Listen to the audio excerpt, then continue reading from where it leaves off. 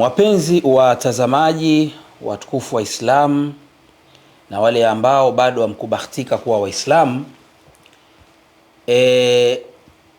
awali ya yote hatuna budi kumshukuru Mwenyezi Mungu Subhanahu wa Ta'ala, lakini pia kumtakia ziada za rehma na amani kipenzi chetu mtume wetu Muhammadin sallallahu alayhi wasallam. Ndugu zangu watazamaji, leo nipo hapa kwa ajili ya dini ya Allah Subhanahu wa Ta'ala, kwa sababu mitandao, tukiangalia leo kwa wale wenye kufuatilia, mitandao ya kijamii imechafuka.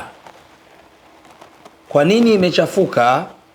Kwa sababu kuna shekhe ambaye ni kipenzi chetu, ni shekhe mkubwa, ni dai wa kimataifa Tanzania na duniani kiujumla. Ni shekhe ambaye tunamjua, ambaye si mwingine bali ni Shekhe Nurdini Kishki. Shekhe Nurdini Kishki ametokea muhuni mmoja, na nyinyi wenyewe ni mashahidi kwa sababu mnafuatilia mitandao ya kijamii, ambaye huyu ni DJ wa muziki. Miongoni mwa sifa zake kwanza, pamoja yeye mwenyewe anajiita ostadhi, naitwa Ostaz Juma na Musoma, lakini sisi tunajua ni DJ wa muziki. Lakini mbali ya DJ pia ni chawa huyu bwana. Unajua kama jamaa bila Harmonize hawezi kusonga mbele. Harmonize hakuna kumshusha Harmonize, hakuna, mtashuka nyinyi. Alikiba, King Kiba. Alikiba ni mwanamuziki mzuri sana, kama anapojiita ni mfalme wa Bongo Flava, na ni kweli ni mfalme wa Bongo Flava. Ni mtu wa hovyo sana. Mimi naweza kusema ni mtu wa ovyo. Kwa nini nasema mtu wa ovyo? Kwa sababu ameonekana katika hizi siku mbili huyu bwana ameonekana katika mitandao ya kijamii. Ameonekana katika mitandao ya kijamii akimtuhumu shekhe kwa maneno mabaya kabisa, kwa maneno ambayo angekuwa ustadhi asingeongea ujinga kama huu. Huu ujinga aliyoongea asingeongea, lakini kwa kuwa ni ostazi kama mwenyewe anavyojiita Ostazi Juma na Musoma, huyu ni ostazi, ndio maana haoni shida, haoni tabu kuropoka ujinga kama huu anaoropoka.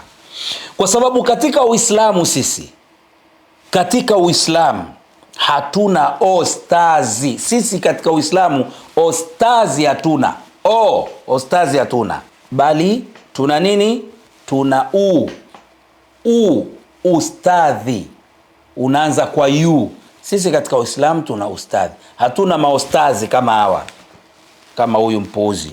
Tena kuanzia leo huyu, mimi hata uostazi, uostazi wake na mvua. Huyu kuanzia leo ataitwa DJ Juma na Musoma.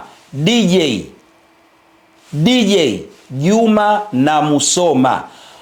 Ustadhi huwa haropoki kama huyu DJ. Sasa mimi leo nipo hapa, lengo ni kuwaeleza. Nataka kuwaeleza kuhusiana na hizi tuhuma zake ambazo amemtuhumu shekhe.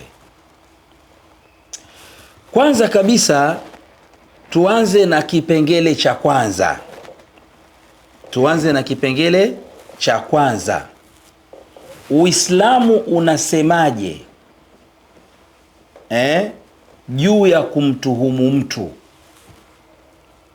Uislamu unasemaje juu ya kumtuhumu mtu? Tuangalie maneno ya Allah Subhanahu wa Ta'ala. Allah Subhanahu wa Ta'ala katika suratul Hujurat anatueleza ya kwamba baada ya a'udhu billahi minash shaitanir rajim, Allah anasema katika suratul Hujurat, ukisoma katika ile aya yake ya 6, katika aya ya 6 suratul Hujurat. Allah anasema baada ya a'udhu billahi minash shaitani rajim, ya ayyuhalladhina amanu in ja'akum fasiqun binaba'in fatabayyanu an tusibu qauman bijahala fatusbihu ala ma fa'altum nadimin. Sikiliza maneno ya Allah ndugu yangu mtazamaji, alafu uone namna gani Uislamu unasemaje juu ya mtu anapotaka anapomtuhumu mtu, anapokuja kumtuhumu mwenzie. Allah anasema ya ayyuhalladhina amanu, enyi mlioamini, enyi ambao mlioamini. Na huyu bwana anajiita ustadhi, kwa maana na yeye eti anajiita mimi nafikiri sio muumini.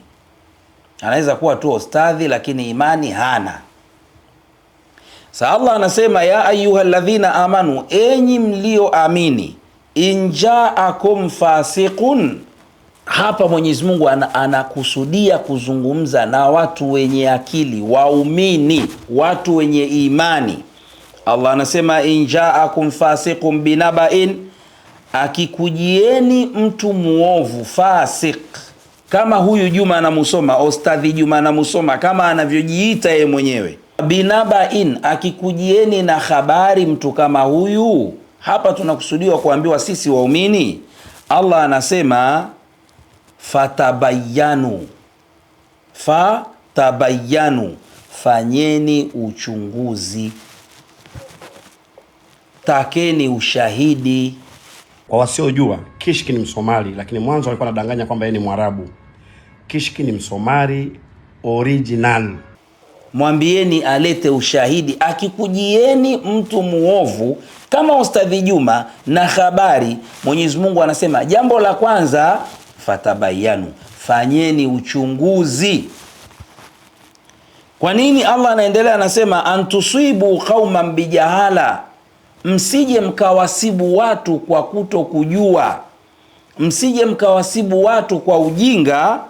Fatusbihu ala ma fa'altum ghafla, fatusbihu ala ma fa'altum nadimin, ghafla mkaja kujuta kwa yale mliokuwa mkiyafanya, mkaja kujuta kwa kushadidia kwamba shekhe anavyotuhumiwa, shekhe anavyoitwa majina mabaya, shekhe anavyosingiziwa mambo ya uongo na watu kama Juma na Musoma. Alafu wewe unaweza ukajikuta unashadidia, ukajikuta unayasapoti yale maneno, alafu fatusbihu ala ma fa'altum nadimin, ghafla ukaja kujikuta unajuta kwa yale uliyokuwa ukiyaunga mkono, ambayo ni ya huyu fasiki anayejiita Ustadhi Juma na Musoma. Huyu ni fasik, ni muovu wa wazi kabisa. Nani asiyemjua kwamba huyu bwana ndo alikuwa akimdhamini, akiwasapoti wasanii wa miziki, na mpaka hivi bado ni chawa mkubwa wa wasanii wa miziki. Sasa Mwenyezi Mungu anasema mtu kama huyu akija na habari, jambo la kwanza tufanye uchunguzi, tusije tukajuta kwa yale ambayo tulikuwa tukiyafanya ya kumuunga mkono mtu muovu kama huyu. Lakini pia tumuangalie na Mtume sallallahu alaihi wasallam. Mtume anasemaje? Mtume anasema albayinatu ala almudda'i, albayina ala almudda'i walyaminu ala man ankara. Mtume sallallahu alaihi wasallam anasema mtu anayedai jambo basi alete ushahidi. Sasa huyu Ustadhi Juma na Musoma ana ushahidi, mwambieni alete ushahidi kama anao. Kama sio ni madai tu anayodai kwa sababu ya hasadi zake na chuki zake, mwambieni alete ushahidi kama anao. Lakini mbele Mtume sallallahu alaihi wasallam akaendelea akasema waliyaminu ala man ankara, na yule mwenye kupinga, na kiapo ni kwa yule mwenye kupinga. Huyu bwana anadai kwamba ndoa kwa kule Omani ni ghali, kwa maana ya Waomani wenyewe na kule wakioana basi ndoa zao ni kuanzia milioni 150, milioni 200, sijui milioni 200 na ngapi, wanavyojua wao Waomani namna wanavyooana kule. Muomani akitaka kuoa mwanamke wa Kiomani hapo Omani, mahari yake ni nyingi zaidi ya milioni 100, 150 mpaka 200. Lakini huyu bwana anadai kwamba wale wa Omani wanajua kwamba ndoa za Tanzania pia ni ghali, yani inafika hatua kwa mtu mmoja mahari pamoja na mambo ya harusi, maandalizi, kila kitu inagharimu shilingi milioni 50. Kule Omani wanajua ukija kuoa Tanzania mahari ni kuanzia milioni 50, 60 na kuendelea. Ndio mahari ya huku. Waomani wanajua hivyo. Kwa sasa Kishki anapata misaada kutoka kwa Waarabu mbalimbali, kama hivi amekuwa na jambo la kutaka kuwaozesha vijana ambao hawana uwezo. Wale vijana ambao wanaozeshwa na Sheikh Kishki wasiokuwa na uwezo, mahari yake imetathiminiwa kiasi kikubwa kwa milioni 50 kila kijana. Kila kijana milioni 50. Kwa sababu wao hawajui kama sisi tunaoa kwa 500,000, milioni 2, tumeoa sasa, tumeenda mbali sana, ni milioni 5. Na wale Waarabu wanatoa misaada wametoa zaidi ya milioni 50, kwa sababu wanajua kuna sherehe, kuna mavazi, mwanamke atakiwa zawadi, kuna sanduku hapo, lakini hayo yote hayakufanyika. Kwa hiyo kuna makato mengi sana, kuna namna ambayo Kishki anapiga kupitia neno kusaidia.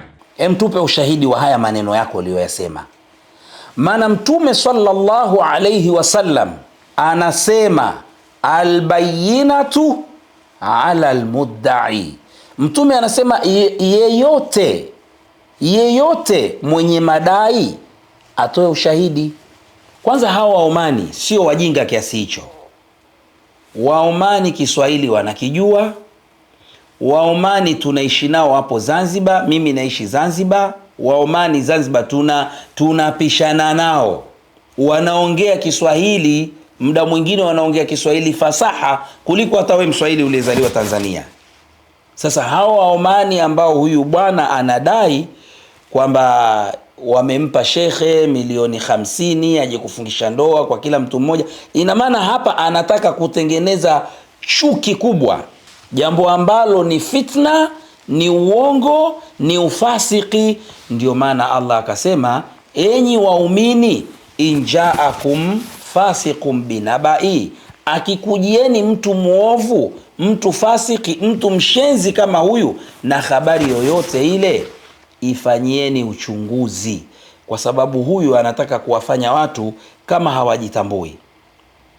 Hakuna Muomani mjinga kiasi hicho eti atoe milioni 50 kwa ajili ya ndoa ya mtu mmoja wa Tanzania. Muomani wa hivyo hakuna. Na haswa hawa Waomani ambao Waomani si tunapishana nao barabarani. Hiyo ni nukta ya kwanza. Lakini pia anadai eti amepigiwa simu kutoka huko Omani, sijui alompigia nani, sijui ndo machawa wenzie, na hakuna hata alompigia simu. Lengo ni kutaka kumchafua shekhe, tumuone shekhe ni mpigaji kama alivyokuwa yeye mzee wa masindano, na wenzie wanaoshirikiana wanajijua wenyewe. Kwa hiyo anataka amtie na shekhe katika hilo kundi. Eti amepigiwa simu kutoka Omani. Sasa jana nimepigiwa simu na Waarabu wengi sana kutoka Omani, wakina Abdul Majid, wakina Abdul Samad, wakina Abdul Halim, Waarabu wakina Badar, kuna Badar, kwa jamaa Badar kanipigia simu na yeye. Wote wanasema habari hizo. Bwana, tumetoa hela nyingi sana sisi. Tumetoa hela nyingi, lakini tunaona harusi yenyewe watu wamewekwa kwenye kichumba na kanzu za shilingi 100 ngapi sisi zimenunuliwa. Yaani bwana, watu wamelalamika sana jamani. Wasimpigie shekhe mwenyewe au wasimpigie mufti wa Tanzania, waje wampigie huyu muhuni, huyu mwenye kushindana na Sidiria, Ostazi Juma na Musoma kama anavyojiita, maana huyu atacha Ostazi ana. Kwa hiyo asitake kudanganya watu, kubabaisha watu. Huyu bwana ni muongo, ni tapeli, mzee wa masindano kama walivyokuwa matapeli wenzie ambao anashirikiana nao kutaka kumchafua shekhe. Lakini sisi tunasema madai yake ya kudai kwamba amepigiwa simu, haya madai ni ya uongo, kwa sababu watu wampigie simu huyo Ustazi Juma na Musoma, yeye kama nani? Yani mimi nashangaa hapo tu, yeye kama nani hapa Tanzania?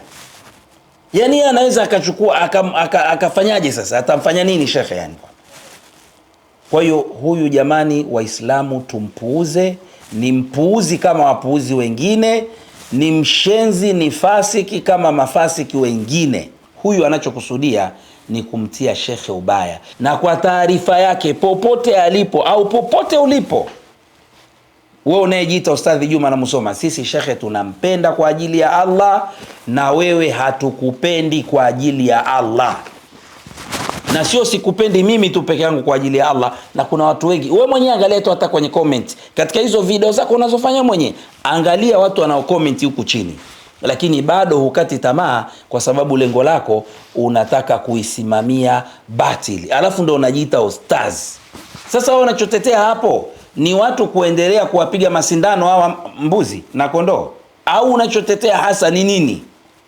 Manake mimi kila nikiangalia huyu bwana vipi, au anataka anaelekea kuwa majununi huyu? Kwa hiyo haraka rudi kwa Allah, rudi kwa Mola wako. Hii ni dunia tu, hii ni dunia. Kama ni wewe mwenyewe umejitoa muhanga, au kama kuna watu wanakusapoti ili umchafue shekhe, kwa taarifa yako, shekhe tunampenda kwa ajili ya Allah na tuko naye bega kwa bega insha Allah mpaka peponi.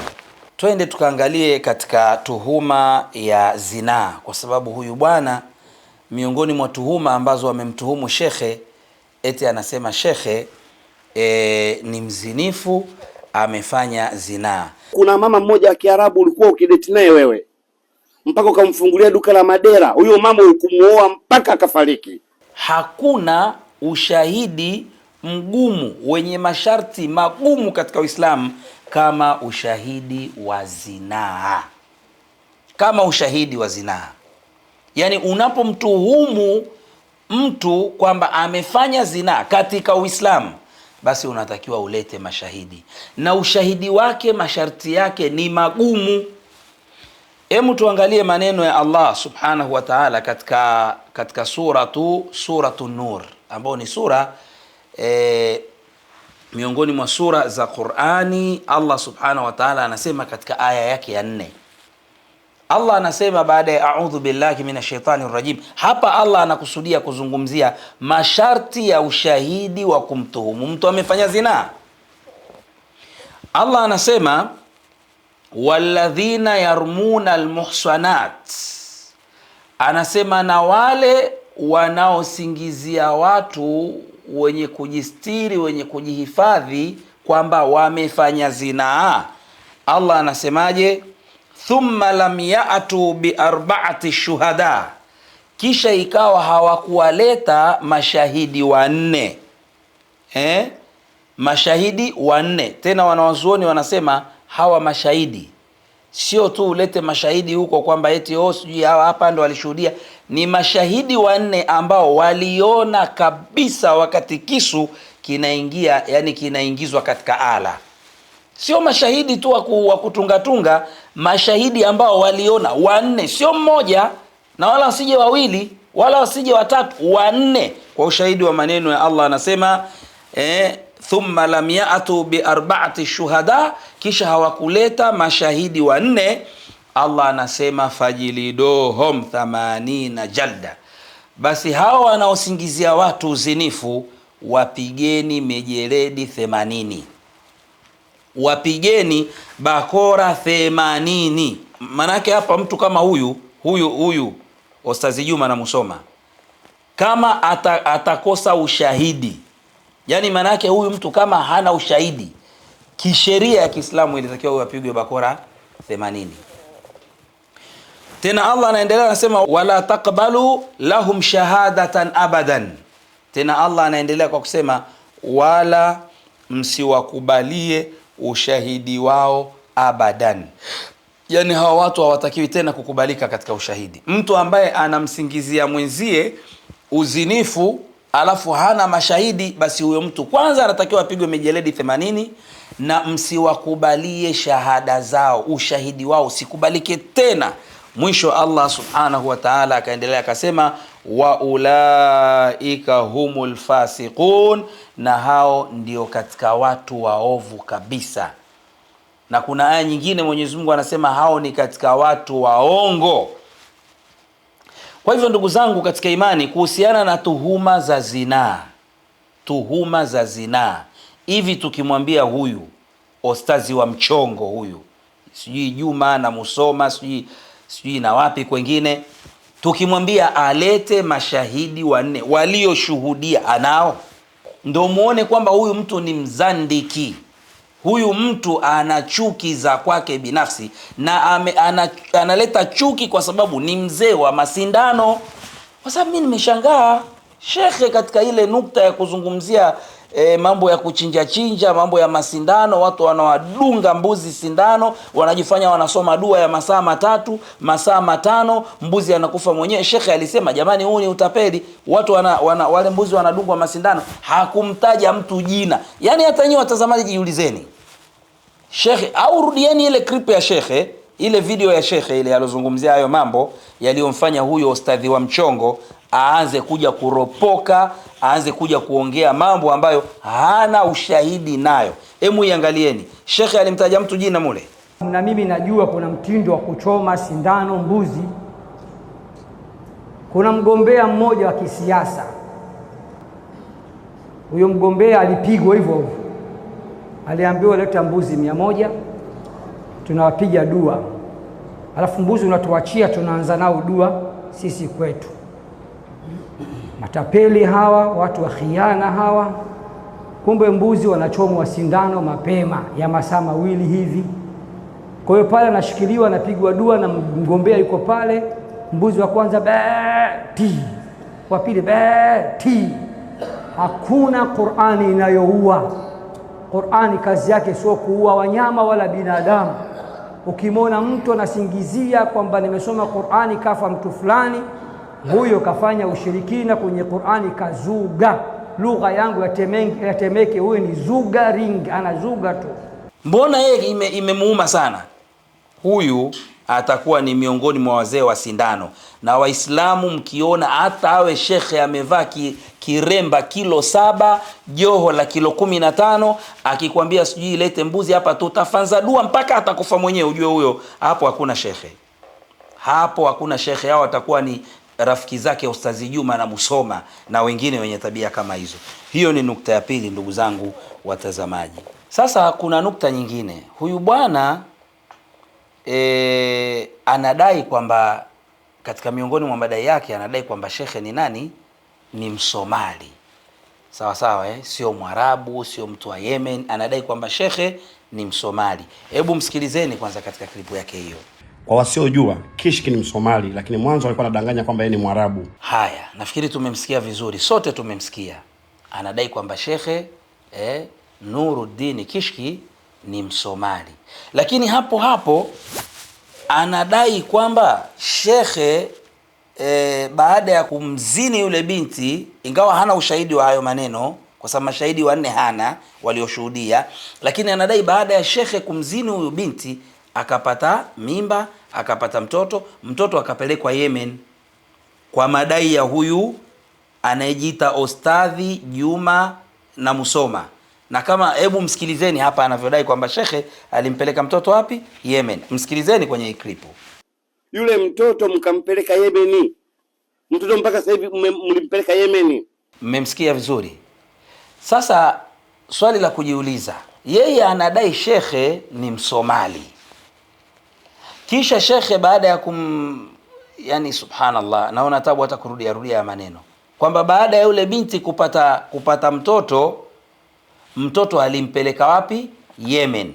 Yani shekhe alimchukua mtoto akaenda kumpeleka Yemen, binti ndo kaacha kumjengea huku, sijui ndo tandika, sijui ndo yombo, sijui kamjengea, sijui kamnunulia, kama mlivyosikia anavyojigonga gonga hapo. Sasa wewe ushasema shekhe ni Msomali. Haya, mtoto alimpelekaje Yemen? Yemen kwa nani sasa kule? Kuna nani yake huyu mtoto kule Yemen? ana kituo shekhe kule Yemen cha kulea mayatima au ana nini kule Yemen? Sasa hapa ndo kunaonesha kwamba wewe mtu ni mtu mzandiki, ni mtu ambaye unayoyasema hauyajui. Yani ni mtu unaongea vitu hauna ushahidi, lengo unataka kumchafua shekhe, lengo unataka kuizima nuru. Yani yuriduna an yutfi'u nur Allah, wewe unachotaka kuizima ni nuru ya Mwenyezi Mungu Subhanahu wa Ta'ala. Yani ile kazi anayofanya shekhe ionekane haina thamani. Huo ndugu yangu ni uongo na utakutokea pabaya. Lakini pia umeng'ang'ania shekhe Msomali, shekhe sio mtu wa Yemen, shekhe ni Msomali, shekhe sio mtu wa Yemen. Sasa wewe kwanza unaonesha unashadadia mambo ya ukabila, kwa sababu watu hatujampenda shekhe Nuruddin Kishki kwa sababu ya Usomali, wala hatujampenda kwa sababu ya sijui kuwa mtu wa Yemen, wala hatujampenda kwa sababu labda yeye ni Mzaramo. Yani shekhe angekuwa Mzaramo, angekuwa Mchaga, angekuwa Makonde, angekuwa sijui kabila gani, sijui mtu wa Unguja, mtu wa Pemba, kokote pale, sisi hatujampenda shekhe kwa ajili ya kabila lake. Sisi shekhe tunampenda kwa ajili ya Allah na kwa kazi kubwa ya da'wa na ya kutangaza Uislamu na kuwanusuru vijana anayoifanya shekhe. Ndio maana sisi tunampenda kwa ajili ya Allah, hatumpendi kwa ajili ya ukabila lake. Na wewe mzee unajiita Ustadhi Juma sijui na Musoma, kwanza unaonekana ni mtu wa ukabila. Wewe una mambo ya kikabila kabila, yani unashadidia sana ukabila, jambo ambalo Mtume sallallahu alaihi wasallam kuna siku aliwaambia maswahaba, da'uha fa innaha muntina, kwamba achaneni na mambo ya ukabila kwa sababu huo ni mzoga, huo ni jambo baya, ni jambo chafu, halipendezi. Yani watu tumthamini mtu kwa ajili ya kabila lake, au tumdharau mtu kwa sababu ya kabila, kwamba wewe unafikiri sisi tutamdharau labda, hata kama tunajua ni uongo, unaongea kwa chuki zako, lakini hata kama angekuwa mtu Msomali ndio sisi tumchukie kwa kuwa Msomali au? Sasa wewe unataka tumpende nani yani, kama tusimpende yule mtu ambaye anamtangaza Mwenyezi Mungu na Mtume Muhammad sallallahu alaihi wasallam? Wewe unataka tumpende nani? Tuwapende kina Harmonize kama unavyowapenda Harmonize. Hakuna kumshusha Harmonize, hakuna, mtashuka nyinyi. Unataka sisi tumpende Alikiba kama wewe unavyowapenda? Alikiba mimi nakuheshimu na nakupenda sana. Unataka sisi yani tumpende nani? Tumpende nani kama si mtu ambaye anamtangaza Allah na anamtangaza Mtume Muhammad sallallahu alaihi wasallam? Acha chuki, acha roho mbaya, hasadi. Wewe kama una tabia, na sio kama wewe ni mtu wa sindano, acha kuua mbuzi mnawachoma masindano wewe na wenzako. Tumuogope Allah, tumuogope Allah. Hii ni dunia, duniani tunapita, duniani matembezi, akhera ndio makazi. Unaweza ukajiona una jumba la kubwa la thamani, una magari sijui lakini hivyo vyote ni vitu tukifa tunaviacha. Ndugu yangu, tumuogope Allah. Acheni tabia ya kuchoma mbuzi sindano za sumu, alafu mnawadanganya watu eti mmefanya dua masaa 3 mbuzi akafa. Sisi tunavyojua kwamba Shekhe Nuruddin Kishki anafanya kheri, hicho ndo sisi tunachokijua. Haijawahi kutokea kwenye nchi hii ya Tanzania, na kama mimi nasema uongo nyewe wenyewe mtasema, haijawahi kutokea kwenye nchi hii ya Tanzania shekhe aliyekuja na mbinu ya kuwasaidia vijana kuwatoa katika uchafu wa zinaa kama Shekhe Nuruddin Kishki hafidhahu Allahu Ta'ala. Hakuna. Kila mwaka anaozesha vijana, yani hivi ninavyozungumza hadi kufikia mwaka huu ameozesha vijana takriban, yani sio takriban, 500 vijana wameozeshwa na Shekhe Nuruddin Kishki, 500. Ukijumlisha na wale mabibi harusi, ina maana watu 1000 Shekhe Nuruddin Kishki amewasaidia kutoka katika uchafu wa zinaa, kutoka katika uchafu wa zinaa. Lakini huyu bwana huyu anayejiita Ustazi Juma na Musoma, kwa roho mbaya aliyokuwa nayo, kwa sababu ana roho mbaya, yani sijui tumuite msaga sumu, yani ana roho mbaya, ana hasadi mbaya, ana chuki mbaya. Sasa kuna swali la msingi hapa la kujiuliza. Kama shekhe hizo pesa anazichangisha kutoka Saudia, Omani na Kenya, swali, huyu ostadhi wa mchongo huyu Juma sijui na Musoma, huyu mwenye kushindana na Sidiria kila siku, huyu mwenye kusaidia maasi, kuwadhamini sijui kina PNC, zamani ndio ilikuwa kazi yake. Tena nahisi hata naona shida kusema. Mimi na swali moja tu kwa huyu bwana, yeye alikuwepo au aliongozana na shekhe wakati shekhe anatafuta huo mchango kwa hao watu huko Saudia, Omani na huko wapi amedai sijui na Nairobi sijui, yeye aliongozana na shekhe? Hivi shekhe kama akiamua kuwaita wale ambao aliwasimamia ndoa zao, huyu atasemaje? Huyu muongo fasiki, muongo wa wazi kabisa, atasemaje huyu? Tuwe makini na watu waovu kama huyu. Huyu lengo lake ni kuidhoofisha da'wa ya shekhe, ni kumchafua shekhe. Lakini wallahi sisi tunamuomba Allah subhanahu wa ta'ala amuhifadhi shekhe wetu.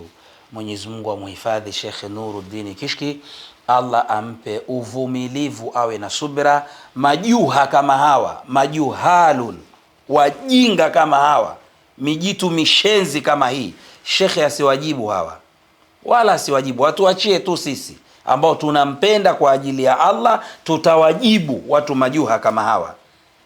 We shekhe, juhudi anazofanya wewe, dawa alizotoa hivi, huyu anayejiita ostadhi, enyi nyinyi watazamaji, tuseme ukweli kabisa, hivi mna madake hata moja ambayo katoa huyu kazungumzia labda yani sijui tuseme kazungumzia, mna madake hata moja aliyetoa huyu mpaka leo hii tuje tumlinganishe na Shekhe Nuruddin Kishki au waiti amchafue? Kwanza muombe radhi Mwenyezi Mungu, Allah muombe radhi, Allah muombe radhi. Tena ikiwezekana mtake radhi shekhe haraka sana. Kwanza hauna cha ustadhi chochote wewe, cha ustadhi hauna, yani ustadhi wewe hauna, yani wewe ni muhuni kama wahuni wengine. Muombe Allah msamaha mara moja. Kishki tunampenda kwa ajili ya Allah, hatumpendi kwa ajili ya kabila lake. Umeng'ang'ania Msomali, naongea na wewe Msomali na, sasa ukisema Msomali ndo nini yani? Ukisema Kishki Msomali, sisi Kishki atange kuwa Mzaramo, tena hajui Kiarabu hata kidogo, anajua Kizaramo tu, na kwa ajili ya Allah sisi tungempenda. Umeng'ang'ania Msomali, huyu Msomali wa pale Nairobi. Sasa alafu huku kaza mtoto kampeleka Yemen kwa nani? Na yeye ni Msomali. Sasa ilikuwa mtoto ampeleke Somalia huko. Mtoto wewe uone unavyojichanganya. Uongo unapoongopa ukumbuke. Yani mtu uongo, yani sijui wenyewe wanasemaje Waswahili. Yani ukitaka kuwa muongo uwe na kumbukumbu. Shekhe hajamtaja mtu jina. Wewe umekuja, Sheikh Kishki, wewe mwenyewe ukitaka kutaja aibu za wenzako, taja za kwako. Wewe mwenyewe mpigaji bana. Kishki, ukitaka kutaja aibu za mpigaji mwenzako, kumbuka na wewe mpigaji aibu zako. Kwani ulitajwa? Sasa wewe unaonekana wewe mzee wa masindano. Wewe na wenzako wanaokutuma kumchafua shekhe ni mzee wa masindano, na muogope sana Allah.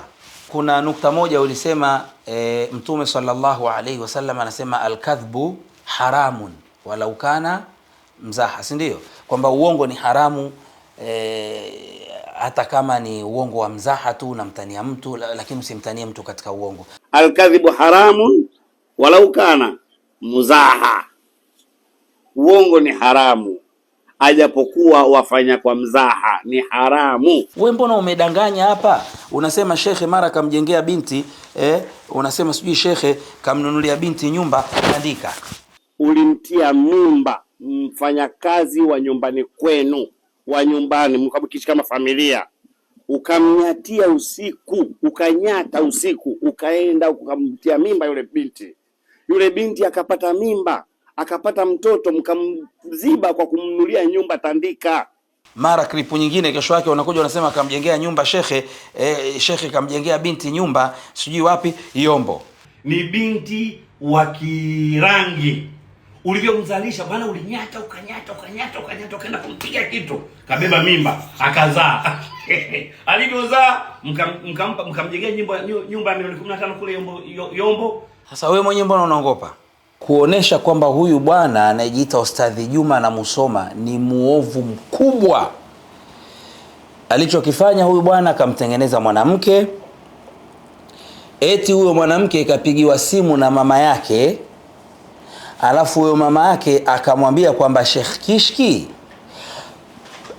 alipoenda Oman, yani kule Oman kidawa, anasema kwamba Sheikh alipofika kule katoa fatwa kwamba mwanaume akimzini mwanamke, basi yule mwanaume hata kama wameshatubia, basi yule mwanaume haruhusiwi tena kumwoa yule mwanamke. Huyu dada kapangwa, na nyinyi ngoja mumwangalie. Hebu msikilizeni huyo dada, maana msije mkasema labda tunazusha. Hebu sikilizeni maneno ya huyo dada ambaye katengenezwa na huyu Ustadhi Juma na Musoma, au Ustadhi Juma na Mchongo, kwa sababu huyo ni ustadhi wa Mchongo huyu. Hebu msikilizeni huyo dada, alafu nyinyi wenyewe ndio mtakuja kuona kwamba hapa kuna vitu vinatengenezwa. Kuna kipindi alikuja Omani, watu wengi wakaacha wake zao, watu wengi wakavunja ndoa. Mamangu mpaka leo anasikitika, anasema Kishki alienda akawa anatoa mawaidha, anasema mtu yoyote ambaye alizini kwanza, alafu baada ya kuzini ndipo akapata wakaoana na yule bwana, kwa hiyo ile ndoa haiswihi. Yani haiswihi kwa sababu kwa nini uzini alafu ndipo uolewe? Kwa hiyo wale watu waliopo wengi waliozini kabla ya kuoana, baada ya kuzini after kaoana, kwa hiyo ndoa zikavunjika. Eti Sheikh Nuruddin Kishki alipoenda Omani katoa fatwa hiyo, kwa hivyo kavunja ndoa za watu wengi kule Omani. Inna lillahi wa inna ilaihi rajiun. Sasa sisi tunajua huu ni uongo, huyu mwanamke katengenezwa, na sisi tunachoomba tuletewe hiyo clip ya kwamba Sheikh, inaonyesha kwamba Sheikh alipoenda Oman katoa fatwa hiyo, kwa sababu uzuri wa Sheikh da'wa zake zote mashallah zinarekodiwa. Kila anapoenda Sheikh kufanya da'wa, walillahi alhamdu, zinarekodiwa. Sasa tuletewe hiyo fatwa ya kwamba Sheikh alipoenda Oman katoa fatwa hiyo ikawa ni sababu ya kuvunja ndoa za watu. Sisi tunaomba tuletewe hiyo fatwa. Hilo la kwanza. Lakini la pili, fatwa hii ya kwamba mwanaume akizini na mwanamke hata wakitubia haruhusiwi tena kumuoa, ni fatwa ya ndugu zetu maibadhi, sio fatwa ya watu wa sunna. Yani sio ni fatwa ya sunni. Na Sheikh Nuruddin Kishki tunamjua ni katika ahlu sunna wal jamaa, yeye hayupo katika si baadhi Sheikh Nuruddin Kishki. Kwa hivyo haiwezekani akatoa fatwa hiyo, na wanawazuoni wa ahlu sunna wal jamaa wanasema kwamba mwanaume kama atazini na mwanamke wakatubia, baada ya kuwa wamefanya ile zina wakatubia taubatan nasuha, kwa maana ya wakajuta, wakaacha tena zinaa, wakatia azma, wakaazimia kwamba hawatarudia tena kufanya zinaa, wanawazuoni wa sunna wanasema hawa watu wakishatubia, wakifunga ndoa yao inaswihi. Kwa hivyo haya yote ni mambo ambayo yametengenezwa na huyu ndugu yetu anayejiita Ustadhi Juma na Musoma. Lengo na madhumuni ni kutaka kumchafua nani? Shekhe. Alafu kitu kingine, Shekhe Tanzania hapa hatukuwahi kumsikia hata siku moja akitoa fatwa kama hiyo, hata siku moja. Ama kama kuna klipu kwamba Shekhe aliwahi kutoa fatwa kama hiyo, tuletewe. Eti alipoenda Omani, yani fatwa Shekhe asitoe hapa nchini kwa Tanzania, aende akaitoe Omani. wakati Omani kule kuna mamufti, kuna mufti wa Omani. Omani kuna mufti kama hapa Tanzania tulivyokuwa tuna mufti. Wallahi mimi nikizisoma hadithi, nikisoma ile hadithi ya Mtume sallallahu alaihi wasallam ambayo Mtume anamzungumzia muflis, wallahi mimi huwa namuonea gere sana Sheikh Nuruddin Kishki, namuonea gere sana. Kwa sababu gani? Kwa sababu Mtume anasema kuna watu wa aina 5 watafilisiwa siku ya kiyama. Kuna watu wa aina 5 watakuwa ni muflisun yaum alqiyama. Siku moja Mtume aliwauliza maswahaba, ataduruna mal muflis, mnamjua ni nani muflis?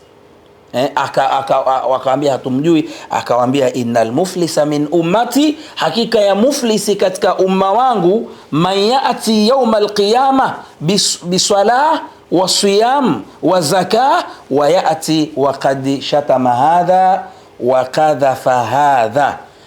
Mtume siku moja anawaambia maswahaba, hivi mnamjua mtu aliyefilisika? Wakaambia aliyefilisika bwana sisi ni asiyekuwa na pesa, asiyekuwa na majumba labda na vitu kama hivyo.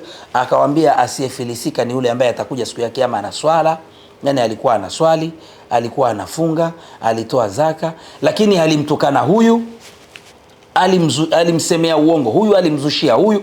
Sasa haya yote yanamfika Sheikh wangu Nuruddin Kishki, na ndio maana mimi namuonea gere, yani namuonea gere kwa sababu hiyo tu, kwamba thawabu za Juma na Musoma au DJ Juma na Musoma siku ya kiyama atapewa Sheikh Nuruddin Kishki, illa an yatuba DJ Juma na Musoma, isipokuwa akitubia Mwenyezi Mungu atamsamehe. Aombe msamaha kwa Allah na muombe msamaha shekhe. Bila ya hivyo thawabu za DJ Juma na Musoma zitakwenda kwa Sheikh Nuruddin Kishki, na ndio sababu Imamu Shabani Mponda na muonea gere shekhe wetu. Anatukanwa, na miongoni mwa watu wenye kumtukana ni kama huyu mshenzi mmoja huyu, mpuuzi mmoja, mzandiki mmoja, fasiki mmoja, mtu ambaye yani badala ya umri wake tena atubie apate husnul khitam, ataka kujifanya yeye bado ni jabbarun anid, ataka kujifanya bingwa shekhe. Kwa mtu ambaye harakati zake, juhudi zake tunazijua. Kwa hivyo tubia, rejea kwa Allah subhanahu wa ta'ala. Wewe umri ushaenda, una watoto, yawezekana na wajukuu, ina maana bado unapiga mayungwe, yani bado unafanya utapeli. Wewe umri huo una zaidi ya miaka 40 bado unatapeli. Yani mtu shekhe anakuja kukemea utapeli unaofanywa na baadhi ya waganga, baadhi ya matabibu wa kuwachoma mbuzi sindano. Wewe mishipa ya shingo inakutoka kwa kutetea maovu. Inna lillahi wa inna ilaihi rajiun. Kwa hivyo ndugu zangu watazamaji, mimi wallahi namuonea gere sana Sheikh Nuruddin Kishki kwa ajili ya Allah. Yani natamani na mimi yani ningepata kama hiyo mitihani ya shekhe anayoipata ya kutukanwa, ya kusingiziwa. Kwa sababu unajua ukinisingizia mimi siku ya kiyama, ile hasanat, yale mema yako, kwa sababu siku ya kiyama haya yote ambao mnamzushia shekhe, mnamsingizia shekhe, siku ya kiyama yanachukuliwa mema yako, anapewa Sheikh Nuruddin Kishki kama ulikuwa hujui. Na yakiisha mema yako yanachukuliwa makosa ya shekhe, sababu naye ni binadamu, hajakamilika, alkamalu lillah. Yanachukuliwa makosa yake, unabebeshwa wewe, shetani mkubwa wewe. Unaacha kumwomba Allah tujalie mwisho mwema, unaenda unatengeneza uongo na uzushi kwa mtu ambaye ummati Muhammadi unampenda, harakati zake zinajulikana, mtu wa da'wa huyu bwana, kipenzi cha umma, kipenzi cha watu. Mwenyezi Mungu amhifadhi shekhe wetu, Mwenyezi Mungu amjalie mwisho mwema shekhe wetu Nuruddin Kishki. Mwenyezi Mungu amkinge na shari za mahasidi wote wanaomchukia shekhe. Mwenyezi Mungu amkinge na shari zao. Mwenyezi Mungu amhifadhi. Mwenyezi Mungu amuondoshee mabalaa, muondoshee maradhi katika mwili wake kama alivyomuondoshea Ayub alayhi salam. Na Waislamu sote Mwenyezi Mungu atusamehe makosa yetu, atujalie mwisho mwema. Subhanakallahumma bihamdika, nashhadu an la ilaha illa anta, nastaghfiruka wa natubu ilaika. Wassalamu alaykum wa rahmatullahi wa barakatuh.